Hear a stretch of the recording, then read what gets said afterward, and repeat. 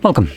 In front of me is an ACER Iconia A10, and today I will show you how you can hard reset this device through recovery mode.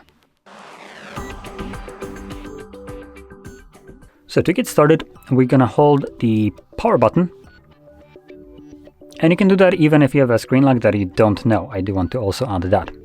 So once you have the boot menu, select power off, confirm it,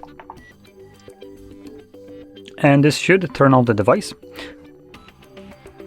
Right, yep. So once the device is off, hold the power button and the volume up at the same time.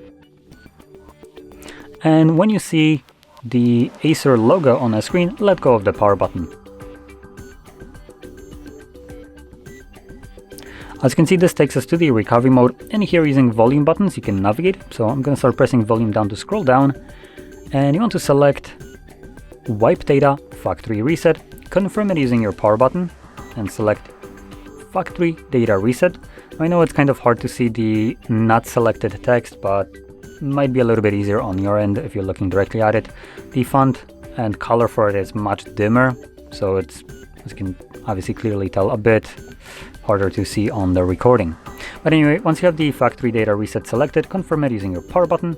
At the bottom you'll see that it's formatting data. This will take a couple seconds, and after a moment we should have an entry saying data wipe complete, at which point reboot system now will be selected by default.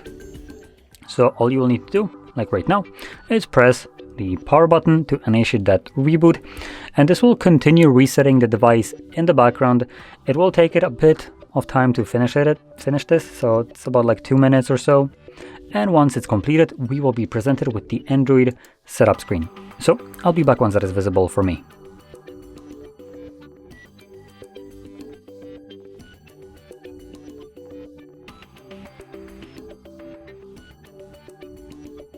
And as you can see, the process is now finished, and you can set up your device however you like.